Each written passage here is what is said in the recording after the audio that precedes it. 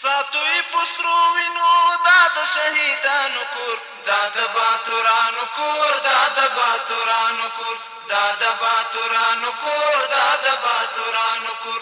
ساتوی پسرو وینو دا د شهیدانو کور، دا د باتورانو کور، دا د باتورانو کور. ننګرهار والي د ادارو مسؤلینو ته په یو شمېر برخو کې د لازمو اقداماتو سپارښتنې وکړې.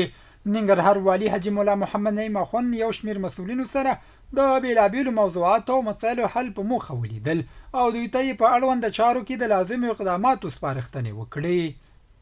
د ننګرهار ولایتي مسؤلینو په دغه ولایت کې تخنیکي او مسلکي زده کړې د وخت اړتیاو مهمې وبللې. د ولایت مرستیال مولوي غلام الرحمن حیدري په مشرۍ پلاوي چې د تخنیکي او مسلکي زده کړو له بېلابېلو دولتي انسټیټونو لیدنه کوله پر مهال یې مسؤلینو وویل د تخنیکي او مسلکي زده کړو د ودې پیاوړتیا او پراختیا لپاره به لا هڅې وکړي. د ننګرهار امنیه قومندانۍ لخوا د دې ولایت ټولو ولسوالیو او 9 حوزو د قطاعاتو تعلیم او تربیه امیرینو لپاره د ظرفیت لوړونې 15 ورځنی سیمینار پای ته ورسېده. د مسؤلینو په خبره په دغه سیمینار کې د ولسوالیو امیرینو ته بېلابېلو برخو کې عملي او نظري زده کړې ورکول شوې. ننګرهار کې د ختیځ زون په کچه د پولیو 4 ورځنی واکسینو کمپاین پیل شو.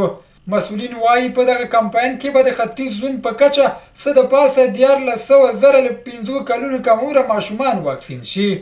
بل خوا بیا ننګرهار میشتې دغسې کمپاینونه د پولیو مخنیوي لپاره مهم بولي.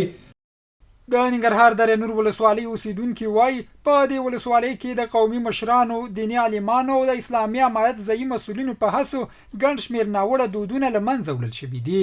دوی وایي د دغو ناوړه دودونو په له منځه وړلو سره دوی ته په بېلابېلو برخو کې اسانتیاوې برابرې شوي. ننګرهار غازي امان الله خان کرکټ لوبغالي کې د زونونو په کچه د جاملیس نه هم پړاو یو ورځنی سوپر کولا سیالۍ پیل شوې. مسؤلین وایي دغه سیالۍ د یو شمېر ملي لوبغاړو په شتون کې د 5 لوبډلو ترمنځ د روانې میلادي میاشتې په 19 پیلېږي چې د جون میاشتې تر 4 به دوام وکړي.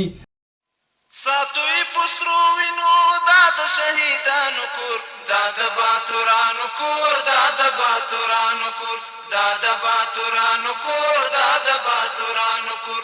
ساتوی پسرو وینو دا د شهیدانو کور، دا د باتورانو کور، دا د باتورانو کور.